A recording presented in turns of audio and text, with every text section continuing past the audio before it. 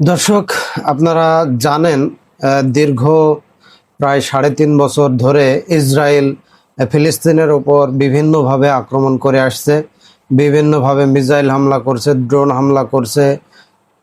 ফিলিস্তিনের যে গাজা উপত্যকা প্লাস ওয়েস্ট ব্যাংক নামক আরেকটা যে স্থান, এই দুই স্থানেই ইসরায়েলি বাহিনী তারা বিভিন্নভাবে আক্রমণ করে আসছে এবং তাদের যে ঘরবাড়ি এগুলো অলরেডি বসবাসের অনুপযুক্ত হয়ে গেছে, সম্পূর্ণ ধ্বংস হয়ে গেছে। তারা ফিলিস্তিনিরা বর্তমানে বিভিন্ন অস্থায়ী তাঁবুর মাধ্যমে ছোট একটি স্থানে বসবাস করছে।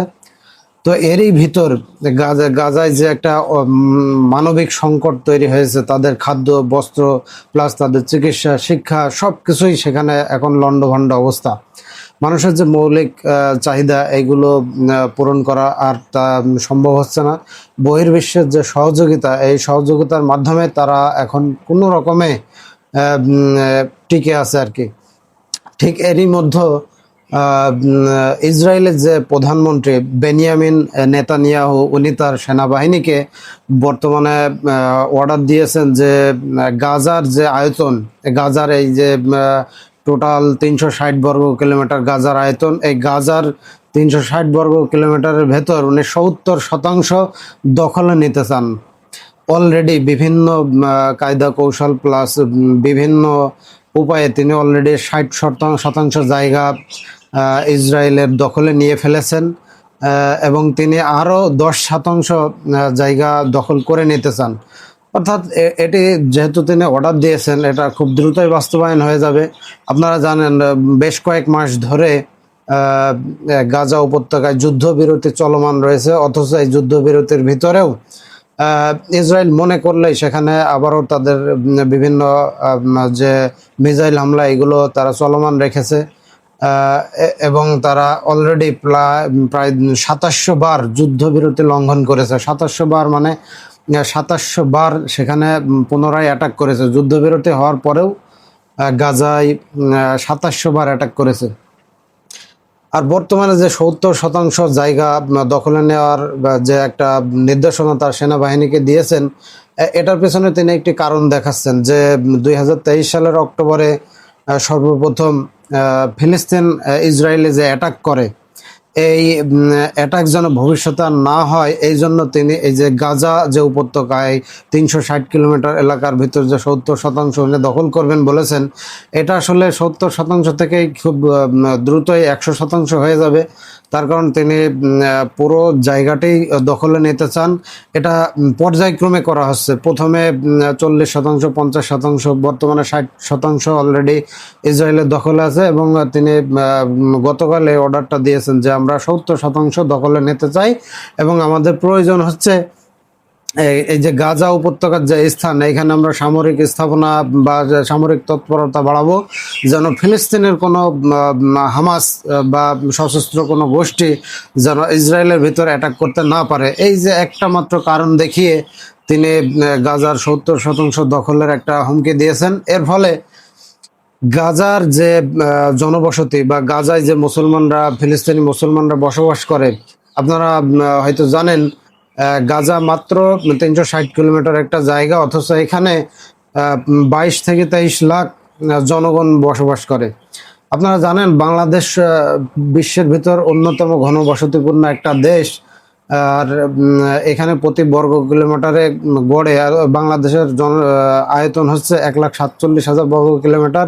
এখানে ১৮-২০ কোটি মানুষ বসবাস করে। সেই হিসাবে আপনারা যদি একটা হিসাব দেখেন, এখানে প্রতি বর্গ কিলোমিটারে গড়ে ১২২-২৩ কি ২৫ এরকম হয়তো হবে, ১২৫ জন আপনারা অ্যাভারেজ ধরেন প্রতি বর্গ কিলোমিটারে লোক বাস করে। আর গাজার বিষয়টা দেখেন, গাজার আয়তন ৩৬০ বর্গ কিলোমিটার, অথচ এইখানে জনসংখ্যা হচ্ছে ২২ থেকে ২৪ কোটি, ২৪ লাখ, ২২ থেকে ২৪ লাখ। আমি যদি হিসাব করি, আপনার এইখানে প্রতি বর্গ কিলোমিটারে জনসংখ্যা আসবে ৬,১৫০ জন মতো। প্রতি বর্গ কিলোমিটারে ৬,১৫০ জন জনগণ এখানে বাস করছে। আসলে সর্বপ্রথম যখন এই যে ফিলিস্তিন এবং ইসরায়েল যখন ব্রিটিশদের নিয়ন্ত্রণে ছিল, তখন এই গাজা বা ফিলিস্তিন যে স্থানটি, এটা সম্পূর্ণ ফিলিস্তিন নামেই ছিল। তারপর জাতিসংঘের হস্তক্ষেপে এই দুইটি রাষ্ট্র গঠনের একটা প্রস্তাব দেওয়া হয়, একটা স্বাধীন ইসরায়েল আর একটা স্বাধীন ফিলিস্তিন। যখনই এই জাতিসংঘের একটা হস্তক্ষেপে এই দুটা স্বাধীন রাষ্ট্র গঠনের প্রস্তাব দেওয়া হয়, তখন ইসরায়েল ফিলিস্তিনের উপর বিভিন্নভাবে অত্যাচার শুরু করে। তারা স্বাধীন ফিলিস্তিন রাষ্ট্র গঠনের বিপক্ষে। অপরপক্ষে ইসরায়েল, ইউরোপ এবং আমেরিকার বিভিন্ন ধরনের সাপোর্ট, সহযোগিতায় তারা তাদের রাষ্ট্র গঠন করে ফেলেছে। প্লাস তাদের যে শিক্ষা দীক্ষা প্লাস বহির্বিশ্বের যে সাহায্য, তার মাধ্যমে তারা তাদের অর্থনীতিকে অনেক শক্তিশালী করে ফেলেছে। এবং বর্তমানে তারা আমেরিকা, ইউরোপের যে অস্ত্রগত দিক থেকে যে একটা সাপোর্ট ফিলিস্তিনে অ্যাটাক করার জন্য, এই সাপোর্টগুলো তারা অলরেডি পেয়ে আসছে। আর এইগুলো পাওয়ার কারণে তারা যে ফিলিস্তিনের যে নিজস্ব ভূখণ্ড, এই ভূখণ্ডগুলো পর্যায়ক্রমে হারাতে হারাতে সংকুচিত হতে হতে এটা এমন একটা পর্যায়ে চলে এসছে, এখন বর্তমানে যে গাজা উপত্যকার যে আয়তন মাত্র 360 কিলোমিটার, 360 বর্গ কিলোমিটার একটা আয়তনে এসে সর্বশেষ অবস্থান করেছে। এটা এর আগে আরো অনেক বেশি ছিল। আর এই যে অতিরিক্ত জনসংখ্যা বা ঘনবসতি হওয়ার পিছনে কারণ হচ্ছে একটাই, সেটা হচ্ছে এই গাজার যে আয়তন বা এর যে আয়তন আগে ছিল, এটা বেদখল হতে হতে বর্তমানে এই অল্প কিছু আয়তন আছে, অথচ এখানে ফিলিস্তিনি মুসলমানের সংখ্যা 22 থেকে 25 লাখ। আর তারা এই অতিরিক্ত ঘনবসতির কারণে এখানে মহামারী, রোগ শোক প্লাস শিক্ষা, যে মানুষের বেসিক যে চাহিদাগুলো আছে, সেখানে বাসস্থান তো নেই।